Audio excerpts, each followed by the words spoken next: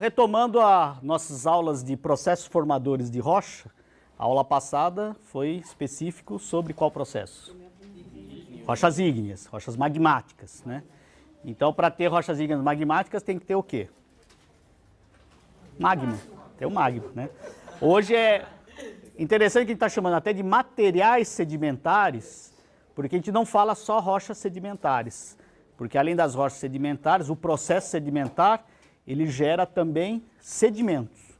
E qual a diferença entre sedimento e rocha sedimentar? Sedimento é sedimento, rocha é rocha. Então vocês até chegaram. Tem o agrupamento, quer dizer, o que o sedimento não é e a rocha é? O sedimento é inconsolidado. Essa é a diferença. Os sedimentos são inconsolidados, são grãos soltos. E a rocha é o sedimento unido, né? Inclusive tem um nome específico, esse processo do sedimento inconsolidado para se transformar em rochas sedimentares. Tem um nome próprio. Oi? É uma litificação, perfeito. Mas aí tem um nome específico desse tipo de litificação, depois vocês vão ver até mais em detalhe, que a gente chama de diagênese. Então, diagênese, né? É a transformação do sedimento inconsolidado em rocha. É um processo de litificação. Então vamos ver os materiais sedimentares, sedimentos e rochas sedimentares e os processos que levam à formação desses materiais. Então nós já vimos, né, já teve uma introdução sobre o processo de formação de rochas sedimentares. O maior exemplo que a gente tem de sedimento qualquer, que todo mundo conhece, todo mundo teve contato, são areia, né? Areia de praia, areia de rio. Todo mundo já brincou com areia, areia de construção, né? E aí vamos sofisticar um pouco. E aí em termos de rochas sedimentares? Quem dá um exemplo de rocha mesmo? O arenito, que é a consolidação dos sedimentos arenosos, da areia. Outros exemplos, vamos... O filito é uma rocha, ela é o quê? É sedimentar? Então, o filito é uma rocha metamórfica. Ele tem foliação, as orientações das micas. Então, o filito não é um exemplo de rocha sedimentar. Quem que dá um outro exemplo? O varvito, né? Aí nós vamos até entrar em detalhes nisso aí. O que é um varvito? Agora falou, tem que explicar, né? Hein?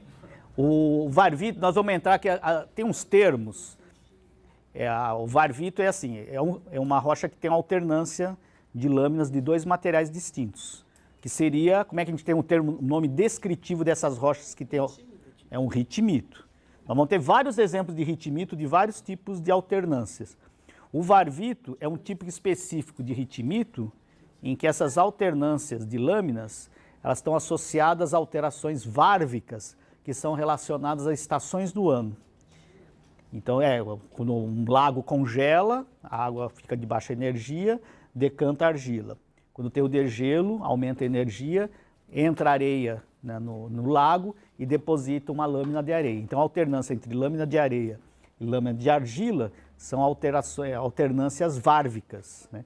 E aí o interessante é que esse termo varvito, você já está interpretando de que esse ritmito, essa alternância rítmica, tem relação com a estação do ano. Então, é um termo que a gente fala, é um termo genético, interpretativo.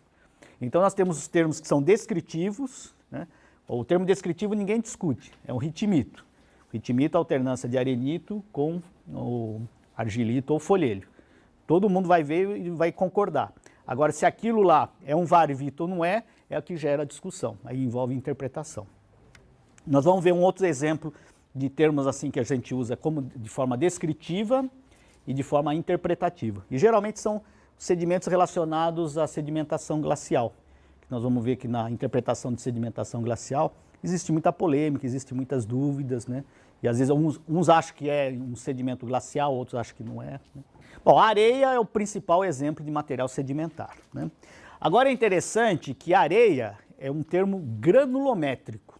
Ele define só porções inconsolidadas de material natural de uma determinada faixa de tamanho.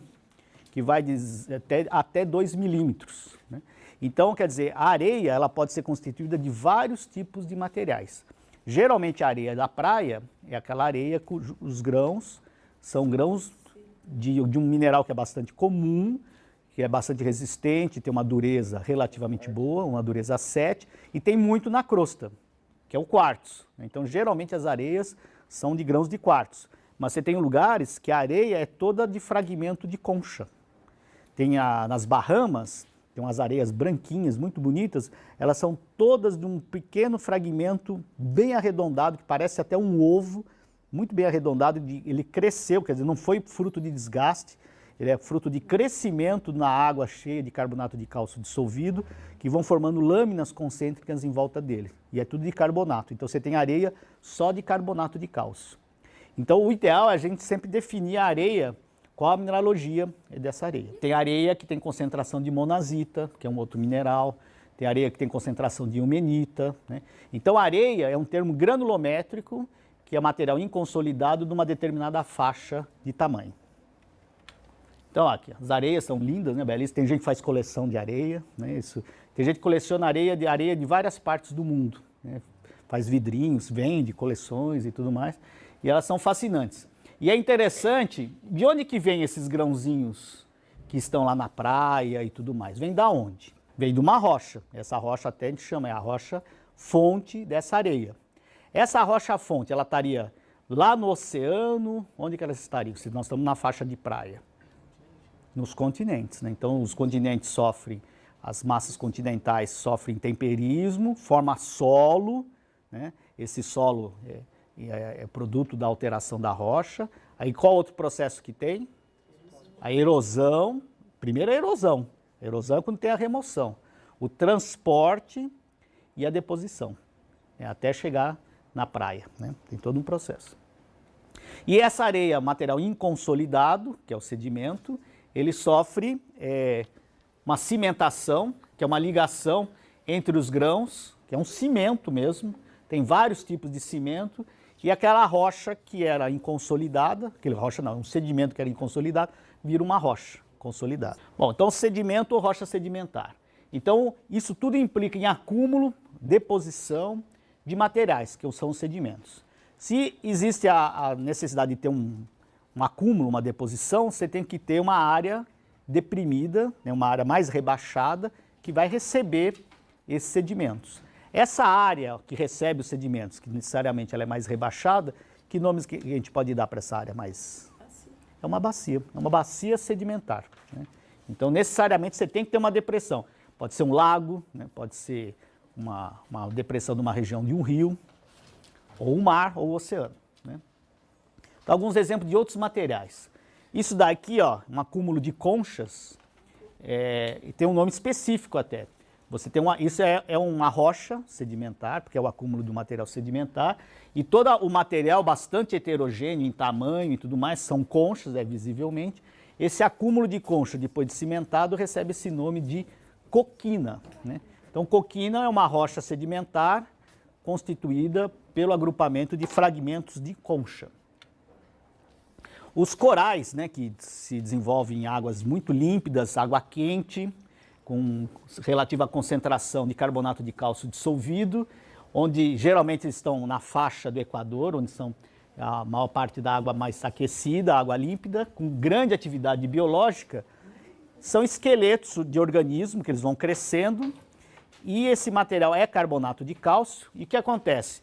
A ação da onda e correntes marinhas, ela quebra esse material quebrado vai ter transporte, vai diminuir de tamanho, vai se arredondar e vai depositar. Então você vai ter materiais sedimentares formados pelo retrabalhamento desses esqueletos dos organismos, né?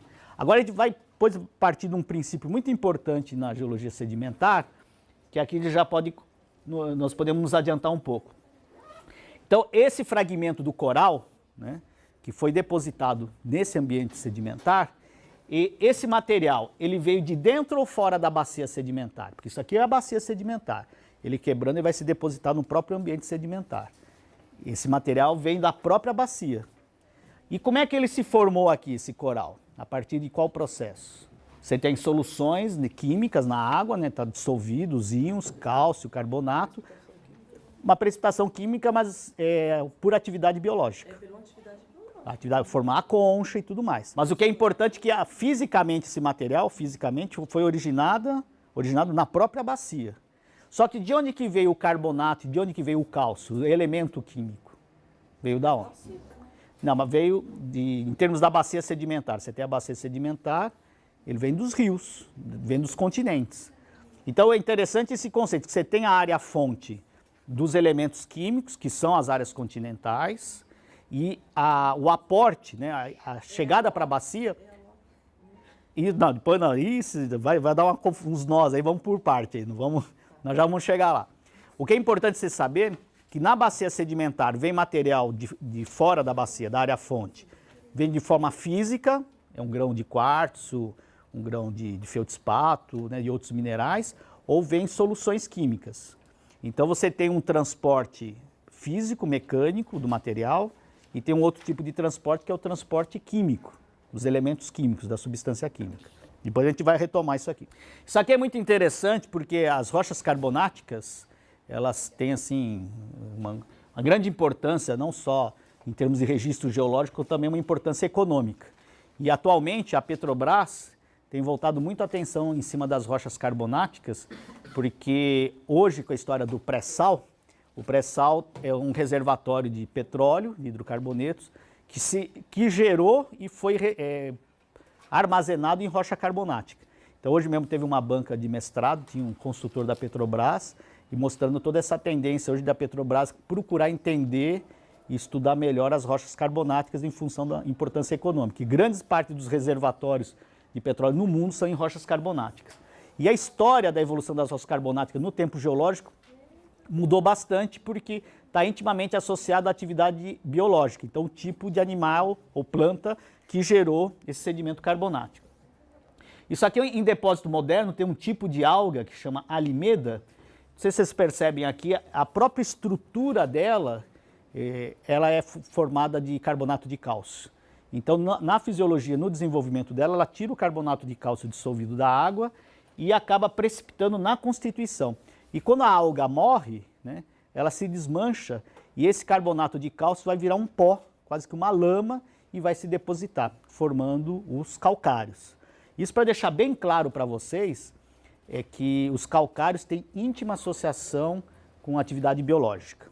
Só que, vocês vão ainda ver paleontologia, história geológica da vida, vocês vão ver que por exemplo, no pré-cambriano, que é no tempo geológico há mais de 540 milhões de anos atrás, não tinham formas mais desenvolvidas de vida. Mas os mares pré-cambrianos tinham uma grande quantidade de um ser microbiano com uma grande importância, que eram as cianobactérias. Então, os oceanos era uma profusão muito grande das cianobactérias, e essas cianobactérias é que promoviam naquela época o desenvolvimento de carbonato de cálcio e a formação dos calcários. Então aqui só mostrando, voltando, os fragmentos da alimeda, ela se deteriora, vira uma lama, vira sedimento, e com a ação das correntes, das ondas, esse material é retrabalhado e é ressedimentado. Então isso tudo aqui no fundo, no mar das Bahamas, é carbonato de cálcio, na forma de areia e lama. É sedimento carbonático. O primeiro conceito que a gente vai desenvolver aqui é se todos os sedimentos apresentam o mesmo tipo de origem. Desses exemplos que nós demos, nós já antecipamos. Então tem os sedimentos que têm aquela origem, cujo material vem da área-fonte, e o transporte é o quê? Como é que é o transporte do material? Tem dois tipos de transporte fundamentais até chegar na bacia. Físico, vem a partícula mesmo, o grão de quartzo, o grão de areia, né? Ou químico, que é aquela solução, vem o carbonato dissolvido, o cálcio dissolvido. Quando ele chega na bacia, aquilo lá, quimicamente ou por atividade biológica, vira um material sólido por precipitação química. Um outro exemplo desse formação de sedimentos que tem uma certa origem até mais química, quem poderia dar um exemplo aí, bem didático? Em um ambiente que você tem uma água, um corpo aquoso, sem nenhum aporte de material que vinha de fora, físico, aquela água parada, e de repente começa a acumular sedimento, o sal. Até dessa forma o Brasil, o nosso sal que a gente consome, é feito artificialmente assim pelas salinas, né? Você pega a água do mar, numa região muito evaporítica, muito seca, que é algumas partes do Nordeste, principalmente tem muita ação de vento, sol, pouca chuva, muita evaporação, aí precipita o sal. Só que esse é um típico sedimento puramente químico. Provavelmente ali não tem nenhuma atividade biológica envolvida. Mas vocês já perceberam que tem dois tipos fundamentais de sedimentos, né? Aquele que vem do transporte físico e o que vem de transporte químico, né? Então essas areias que estão nas praias, elas tiveram uma área fonte, uma rocha que se intemperizou, erodiu, foi transportado e foi depositado, né? Aí eu sugiro, eu tenho um texto na versão antiga do Decifrando a Terra, que é um capítulo do Paulo César Giannini, que é um professor aqui que trabalha muito com sedimentologia. Ele deu esse título, Biografia de um Grão de Areia. Porque um grão de areia ele tem toda uma história para contar. Então você pode até identificar em qual rocha que ele teve origem. E existem muitos estudos, até tem uma linha de pesquisa na área de sedimentar, que a gente chama proveniência. Você estudar determinados corpos de material sedimentar, qual foi a área-fonte dele. E isso também tem uma importância econômica, porque às vezes o pessoal que está em pesquisa mineral, procurando diamante, que o ideal é não achar o diamante em material sedimentar, que foi retrabalhado e tudo mais, é achar a rocha-fonte do diamante, que é uma rocha associada ao processo ígneo, processo magmático, ela tem um nome bonito que chama kimberlito, né? Então, quem trabalha com pesquisa de diamante quer achar o corpo de kimberlito, que é a rocha-fonte do diamante. Então, eles fazem todo um estudo de proveniência para saber de um determinado sedimento que tem diamante, de onde que veio aquele material. Então, é uma área bem específica da geociência. Outro tipo de sedimento é o cascalho, né? Quando ele é inconsolidado, é o seixo de rio, né, que a gente vê. Que tipo de material que vocês imaginam que vai formar uma rocha que seria a constituinte de um seixo? Uma rocha muito ou pouco resistente? Muito resistente. Que rocha que vocês já conheceram, que é relativamente abundante e é bastante resistente, é conhecido por um tipo de mineral que também tem uma dureza relativamente alta? Um granito. O granito, vocês vão ver o granito assim, ele é aparente na rocha fresca, é uma rocha dura e resistente. Ela tem uma característica, ela tem um mineral que, sob a ação do intemperismo, ele não resiste, ele vira uma argila. Então o granito não é muito resistente, apesar de aparentar. Agora, qual rocha que vocês já viram?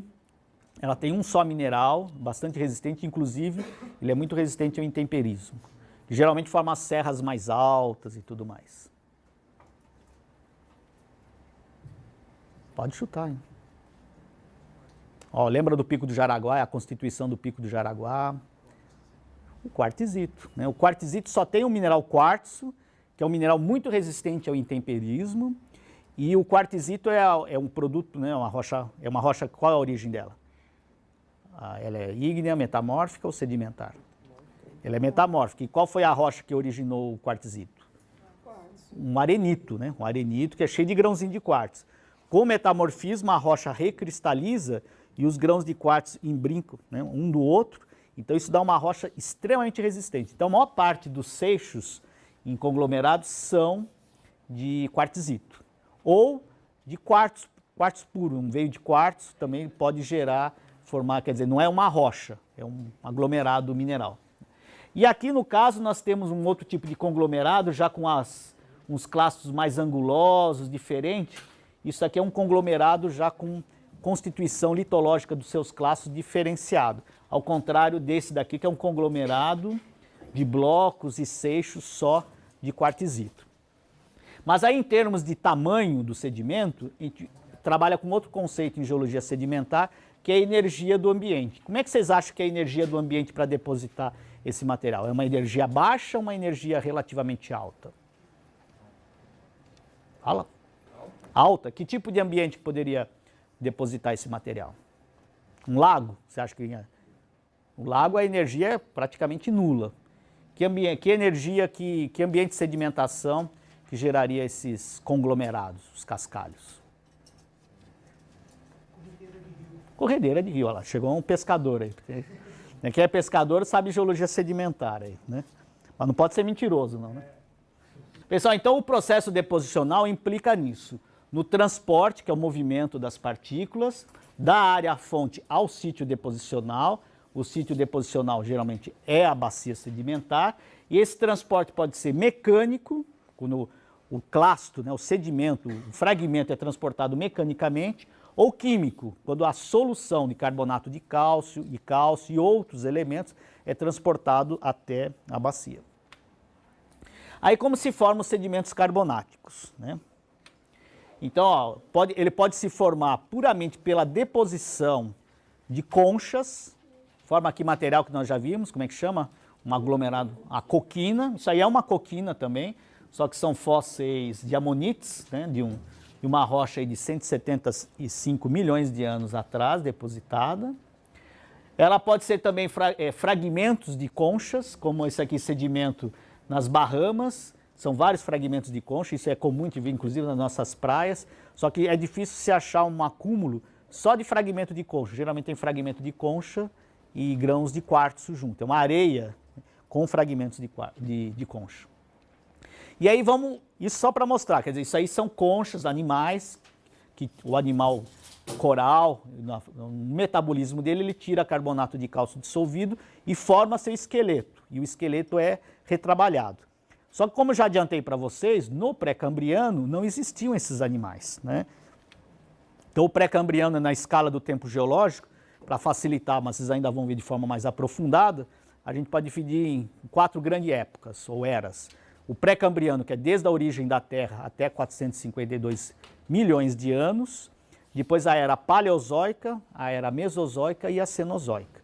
Então no pré-cambriano, só no finalzinho, quase no limite entre a era pré-cambriana e o paleozoico, é que começaram a surgir os animais. E o que é incrível na história geológica, que o registro paleontológico mostra que por 4 bilhões de anos, a vida na Terra era bastante primitiva, restrita a seres microbianos. Só no finalzinho é que começam a surgir os primeiros animais. Então como é que... E tem muito calcário, rocha carbonática pré-cambriana. Como é que elas se formavam? Então isso aqui é o que eu acabei de falar para vocês aqui. É interessante até, já adiantando para vocês, que geralmente isso aqui é a escala do tempo geológico. Geralmente, principalmente nos livros didáticos, eles mostram uma certa proporção entre a era paleozoica, mesozoica e a cenozoica, e às vezes o pré-cambriano até de forma reduzida. E isso não é didático, porque fica difícil de representar, mas o pré-cambriano, cujo limite está aqui, ó, de 543 mais antigo, olha aqui, isso aqui está em escala, né? Se a gente fosse pôr aqui 1 metro para cada 1 bilhão de anos, a gente teria que colocar aqui praticamente 4 metros representando, se fosse fazer uma linha, seria o pré-cambriano. E o paleozoico só em meio metro, né? É que a tendência, principalmente porque é mais rico o registro, tem mais informações, a gente acaba ampliando principalmente a era cenozoica, a mesozoica, principalmente que tem os dinossauros, porque tem mais registro e, de uma certa forma, coloca o pré-cambriano em uma escala menor, né? E essa forma espiralada dá para mostrar bem o quão longo é o pré-cambriano, né, em comparação às outras eras. E o registro, né, de vida no pré-cambriano é mais restrito a seres bastante primitivos. Essa forma de representar também é interessante, porque mostra, ó, o pré-cambriano é muito maior em escala, e esse aqui na forma de um reloginho, né, olha, o cenozoico, e se comparar a escala do tempo geológico, os 4,6 bilhões de anos, a 1 hora, 1 hora e 40, 50, aqui dá 2 horas, 12 horas, né? Praticamente, ó, aqui dá 3, 6, 9, 10 horas é o registro pré-cambriano, né? O paleozoico é um pouco maior, o mesozoico maior e o cenozoico bem menor ainda. Ou se comparar aqui nesse gráfico, mostra, olha, a proporção do cenozoico em relação ao mesozoico e o paleozoico, e o pré-cambriano é bem maior, né? E vocês podem reparar, até fazer um exercício, procura pelo Google, escala do tempo geológico, ou procurar em livro didático, vocês vão ver que não é dada essa proporção de forma correta, né? Bom, a outra forma de subdividir e mostrar o tempo geológico, que eu gosto muito, é dividir em 2, tendo o limite 542 milhões de anos. O mais novo, né, de 542 até o presente, é o registro paleontológico da vida visível. Concha, trilobita, dinossauro, né? animais da megafauna pleistocênica de grande porte. Tudo é visível.